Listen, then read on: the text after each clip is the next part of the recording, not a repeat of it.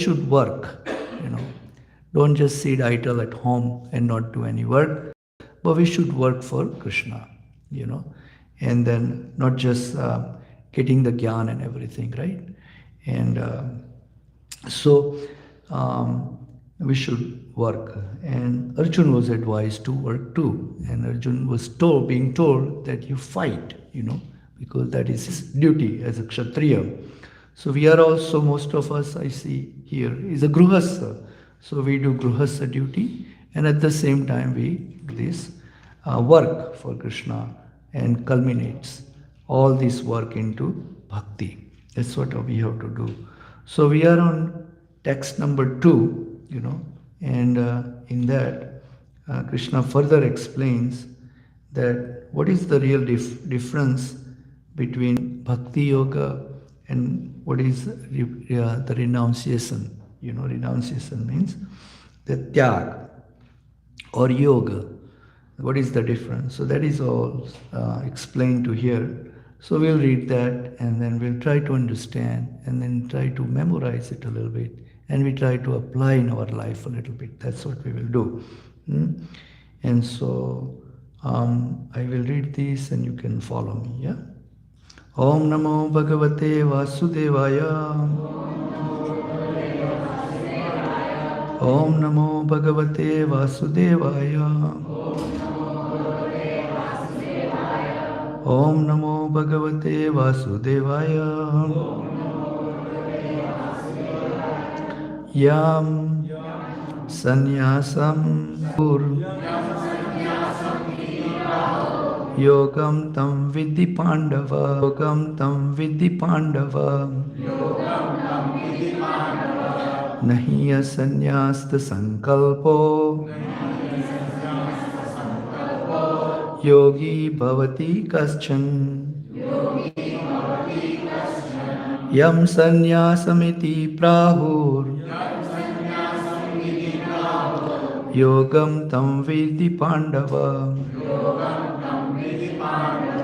nahi asanyasta sankalpo yogi bhavati kaschana yam sanyasamiti prahu yogam tam vidhi pandava nahi asanyasta sankalpo yogi bhavati kaschan. Okay, super. Yam sanyasamiti prahur tam vedi pandava nahi asanyasta sankalpo yogi bhavati kaschana. Yam sanyasamiti prahur yogam tam vidhi pandava nahi asanyasta sankalpo yogi bhavati kaschana. Yam sanyasamiti prahur yogam tam vidhi pandava nasi sanyasa sankalpo yogi bhavati kaschana. Anybody else? Yam sanyasamiti prahur yogam tam vidhi pandava nahi asanyasta sankalpo yogi bhavati kaschana. Anybody else? Yam sanyasamiti prahur yogam tam vidhi pandava nahi asanyasta sankalpo yogi bhavati kaschana. Yam. What? Sannyasam. Renunciation. Iti. Thus. Prahu. They say. Yogam. Linking with the Supreme. Tam. That. Vidhi. You must know. Pandava. O son of Pandu. Na. Never. He. Certainly. Asannyasta. Without giving up. Sankalpaha. Self-satisfaction. Yogi. A mystic transcendentalist. Bhavati. Becomes. Kaschan. Anyone. Translation by Srila Prabhupada ki. What is called renunciation is the same as yoga, or linking oneself with the Supreme. For no one can become a yogi unless he renounces the desire for sense gratification. Purport by Srila Prabhupada. Real sannyas yoga or bhakti means that one should know his constitutional position as the living entity and act accordingly. The living entity has no separate independent identity. He is the marginal energy of the Supreme. When he is entrapped by the material energy, his conditions, and when he is Krishna conscious or aware of the spiritual energy, then he is in his real and natural state of life.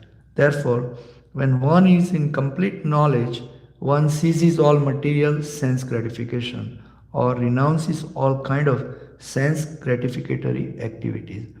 This is practiced by the yogis who restrain the senses from material attachment.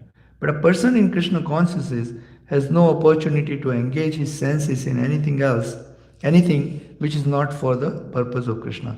Therefore, a Krishna conscious person is simultaneously sannyasi and a yogi.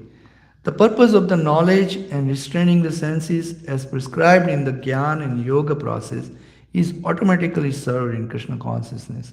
If one is unable to give up the activities of his selfish nature, then Gyan and Yoga are of no avail. The real aim is for a living entity to give up all selfish satisfaction and to be prepared to satisfy the Supreme. A Krishna conscious person has no desire for any kind of self-enjoyment. He is always engaged for the enjoyment of the Supreme. One who has no information of the Supreme must therefore be engaged in self-satisfaction because no one can stand on the platform of inactivity. All these purposes are perfectly served by the practice of Krishna consciousness. Om Ajnanatimirandasya Jnananjana Salakaya Chaksurinanmilitain Yena Tasmai Sri Gurave Namah.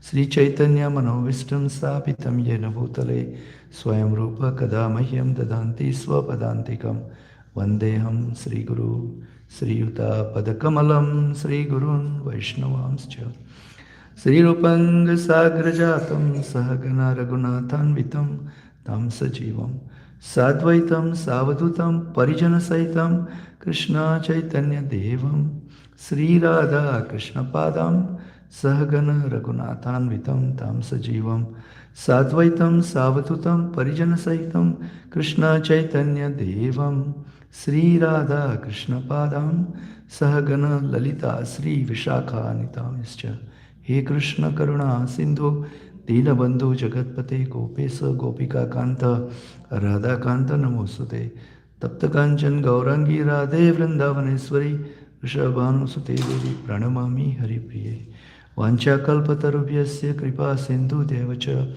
Patitanam Pavanebhyo Vaishnavebhyo Namo Namah Namo Mahavadanyaya Krishna Prema Pradayate Krishnaya Krishna Chaitanya Gauratvishe Namaha Krishnamanam Trisha Krishnam Sango Pangastraparsnam Yagnai Sanketane Pranchanti Sumegsa Aradhyo Bhagavan Vrachastane Tattam Vrindavana Ramya Kachita Upasna Vrachavadvarge Nava Kalpita Srimad Bhagavatam Pramanam Prema Pumurtuman Sri Chaitanya Mahaprabhurmatam Tatra Adarana Paraha Asilasya Vapadartum Pinastuma Adarsanan Marmahata Karutuva Yatha Tatha Vidita Tulampato Mata Prananathas tu Saivana Paraha Jai Sri Krishna Chaitanya Prabhu Nityananda Sri Advaita Gadadhara Sri Vashadi Gaura Bhakta Vrinda Bhakti Vedanta Swami Iti Namine Namam Vishnu Padaya Krishna Parisaya Bhutale Srimate Ved Vyas Priya Swami Iti Namine.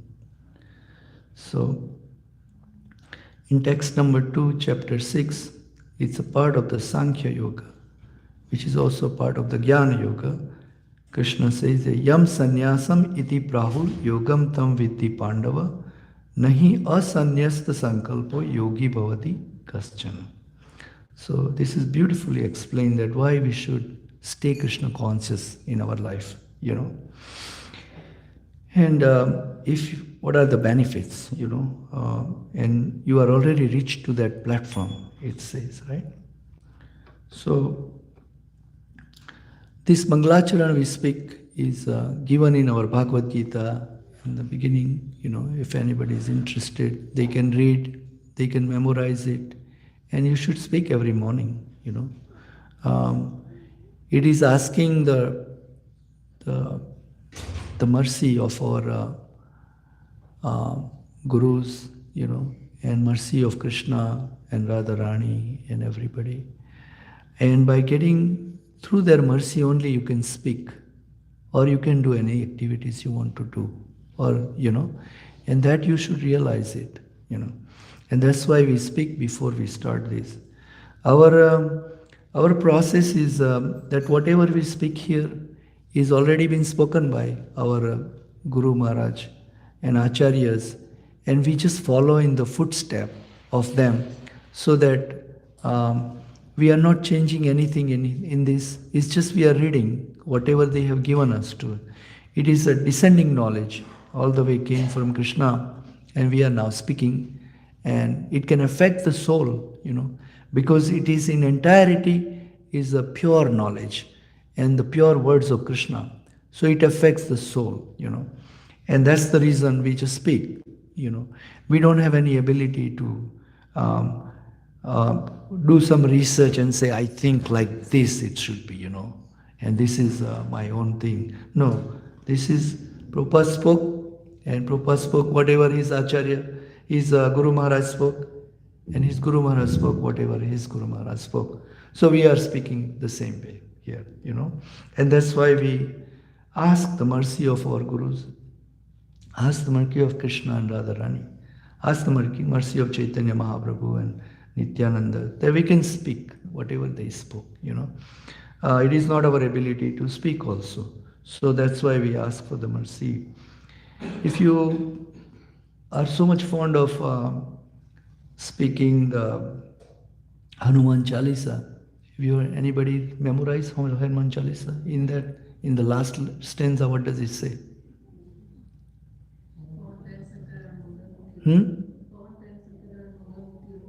Yeah. So in that, what's it? What is the name of the? Who wrote the? Tulsidas says to Lord Hanuman that you come and sit in my heart. There is one sentence like that. Kijiya dera. Kijiya dera. Right? Isn't it? Right? He requests Hanumanji that you sit in my heart so I can speak this. Similarly, this is also we are requesting all our acharyas, and you sit in our heart, sit in our Vani so we can speak. So here Krishna also tells us, because this is something on a higher level knowledge, it's a spiritual knowledge, remember, transcendental knowledge. So, and then, so it's very difficult for you, to speak something what you wanted to say. So that's why you just repeat after your Guru Maharaj. So here in the translation, Srila Prabhupada writes that what is called renunciation is the same as yoga. It's exactly translated, exactly word by word translation we read, right? What is called renunciation is the same as yoga, or linking oneself with the Supreme. For no one can become a yogi unless he renounces desire for sense gratification. So every week I come here and I repeat the same thing, right? What am I repeating? we should quit our desire of sense gratifying. We should engage our desire into Krishna's, right? And Krishna also repeats here. So I am just repeating, And so Srila Prabhupada repeats too. So our normal, because our normal condition in this material world is that we always are, sometime we are into bhoga, sometime into tyag, renunciation, right? And sometime we are in a bhoga. So our situation is we keep on fluctuating. As soon as we go out of this temple, we become passionate and say, okay, I need to do this. And similarly, as soon as we come to the temple, listen to this for temporary time, we said, oh man, I got to do this from tomorrow, and I don't want to do this and do this and do this, right? So bhoga and tyag, continuously we keep on going like that. This is our normal condition of a jiva who is affected by this material energy. That she is the one who is causing us this trouble for us. And that's why it says here, this material. So real sannyas yoga or bhakti means that one should know his constitutional position as the living entity and act accordingly. The living entity means us. Remember that. Here, living entity, the one who lives. Us means everybody, even the animals also, right? Living entity. So the living entity is constitutional position. We should get. The living entity has no separate independent identity, right? So whenever we are affected by this material, as soon as you go out of this temple, we are captured, right? And we try to act according to these three modes of material nature. These material three modes are these, that is the material energy. Material energy is made of these three modes, right? Mode of goodness, mode of passion, and it keep on acting on us every moment, right? So every moment, the three are like a racing, each one of them. And whichever take over, that's the activity we do. Simple, very simple, And that's the mode we stay in, spiritual mode. When we are in a spiritual mode, we come here, when our mind is. This mind is nothing but the bundle of thoughts, the thoughts going on through our soul. And those thoughts changes according to these modes, So this is how it's happening. So the living entity has no separate independent, he is the marginal energy of the Lord. So we all know now, right? From Bhagavad Gita we studied, there are three different energy of Krishna, main energies, right? Three different. Which one? Internal energy, right? Then marginal energy, and then external energy. There's a external energy is made the matter, complete matter. It has nothing to do with, they don't know anything, like a stone. That's external energy. And this whole material world you see made of external energy of Krishna. And then marginal energy is us, mixed with matter, Marginal energy or marginal potency means we can take a decision. Although we have some independence, right? He says, but we still are not completely independent, you see. Every time, because if we are completely independent, we will be able to do so many things. But we are depending on somebody, or always somebody. We say, oh, I was so unlucky. It didn't happen, right? We say like that. So somebody is controlling us. We have to know. Somebody is controlling us. Some power is controlling us, right?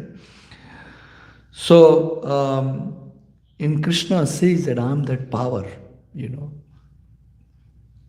And he says repeatedly in all the chapters that this Devi Esa Gunamayi Mama Maya Duratya, my energy, Then he says that everything runs by me, in chapter 10, right?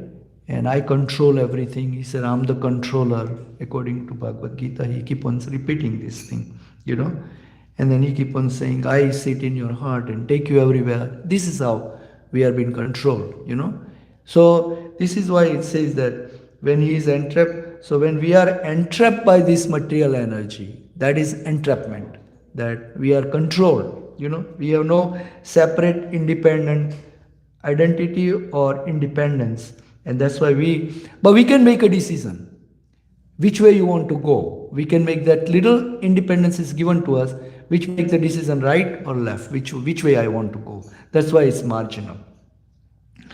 And then the external energy has no independence, or they cannot move at all, without the spiritual energy can do something to it, right? When you take the rock and put it here, then it can move, Similarly, it cannot do anything. And then internal potency is Krishna's his own, through which, through the internal potency, he is running this whole spiritual world, through which he comes in this material world. And he says Atma Maya. In chapter 4, Krishna says that I come in this material world through my own energy, Atma Maya, my own energy, yogic, through which Krishna comes in this material world, and that's what is internal potency, you see, Yog Maya.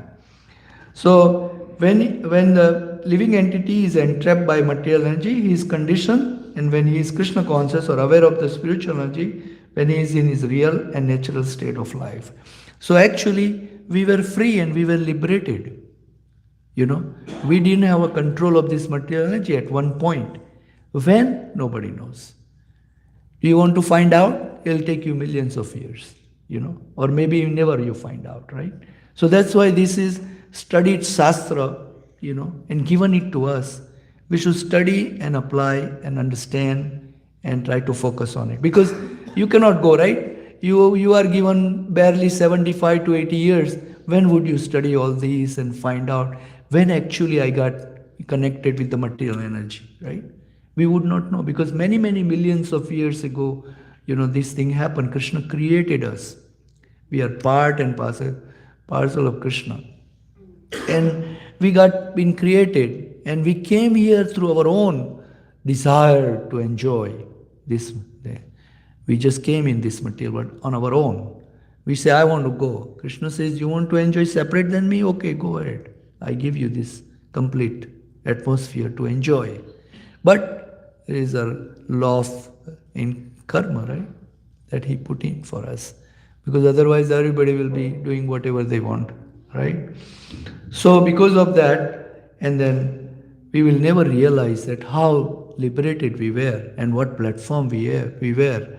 And so he says that our natural position, our natural thing is to serve Krishna from the very beginning.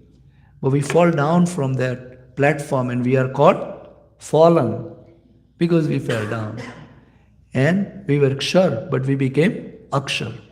Akshar means, we were Akshar, then we became Kshar. Kshar means to fall down, So we fell down and we came in this platform, and now we complain that, I have a headache and I have my knees doesn't work properly and I got a cold and cough, and we complain now. But we could have in a better situation, Now it's too late to complain, right? But this is the route, or the directions are given here, that you can go back to that place where you have no problems anymore, And so here Krishna says that, Prabhupada says that when he is trapped by material energy, he is conditioned, and when he is Krishna conscious or aware of the spiritual energy, then he is in his real and natural state of life. So that's our natural condition. Remember that. Our natural condition is that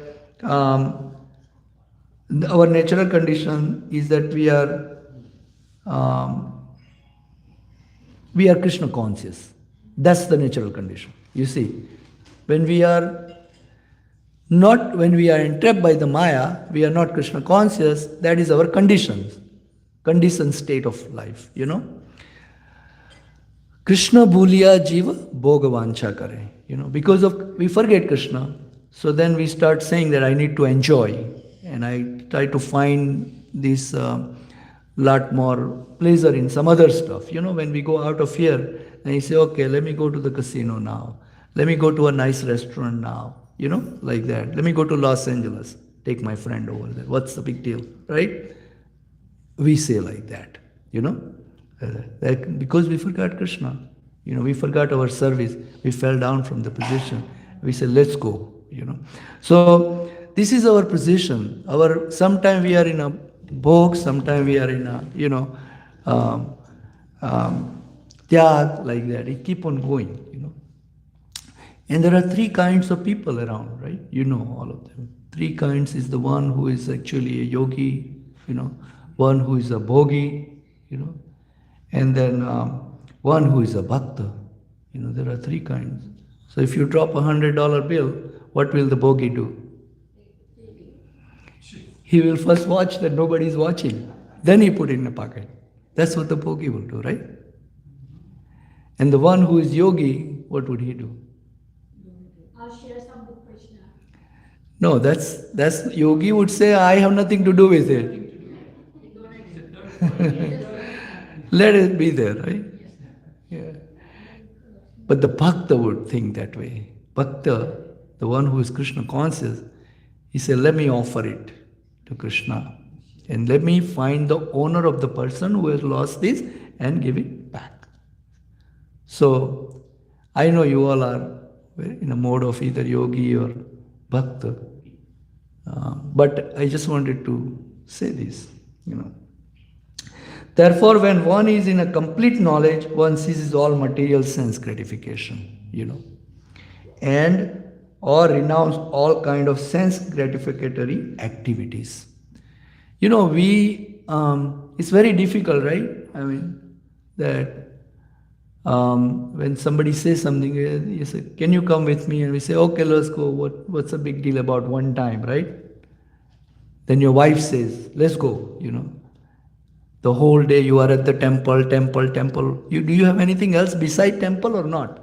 Then you also start thinking, yeah. Do I have anything else beside temple or not? Is that right?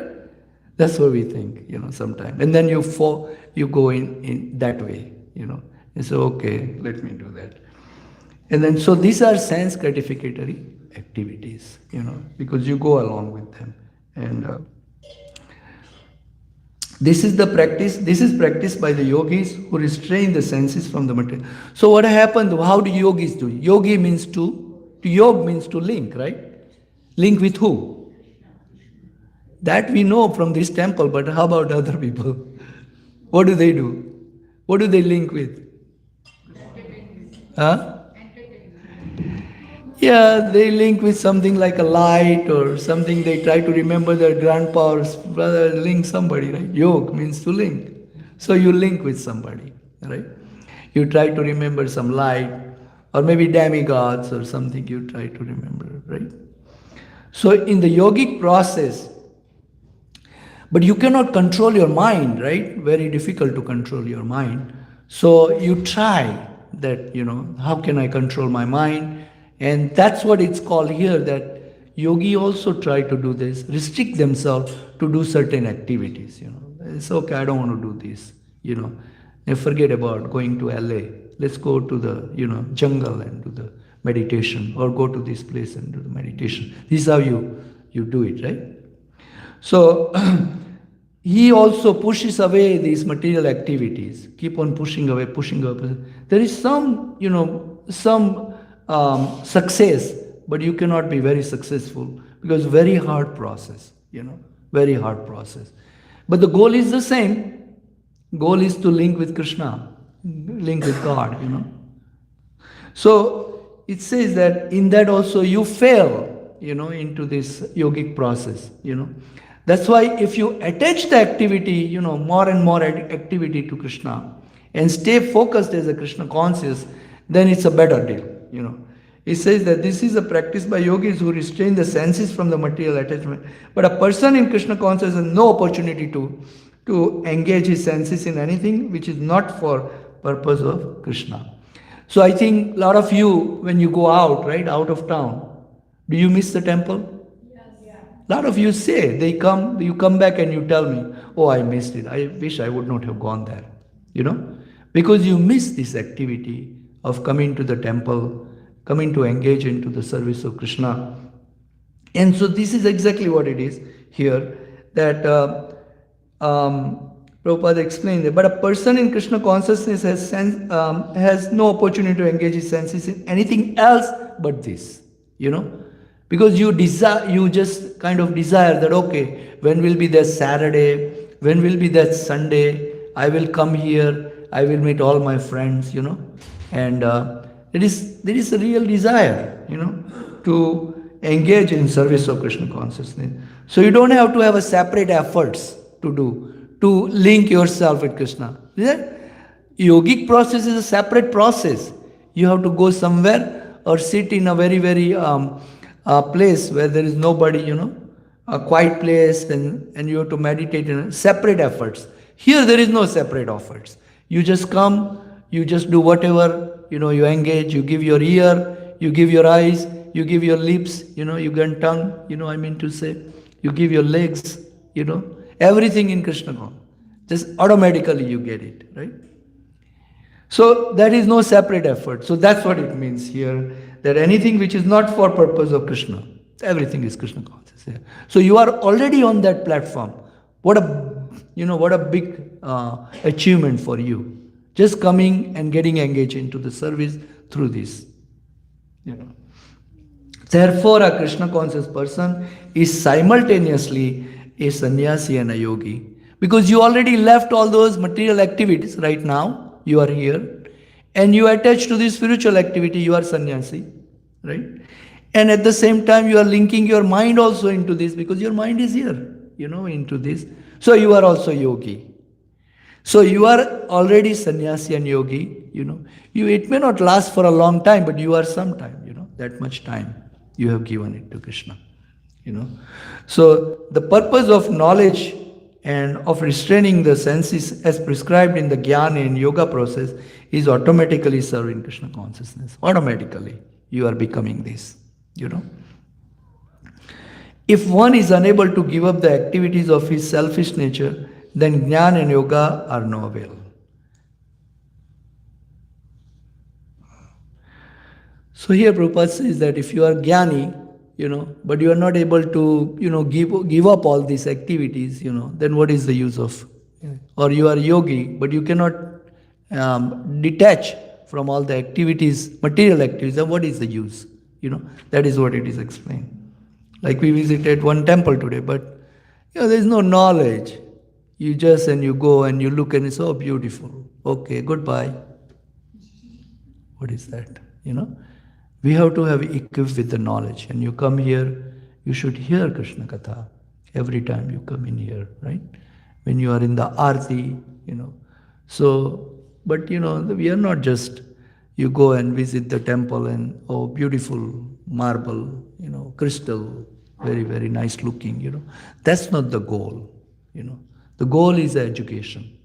How I can be equipped with this education and how I can apply applicability of the knowledge has to be there, and it should affect me automatically. Nobody should force me to do it, Automatically it should come into you,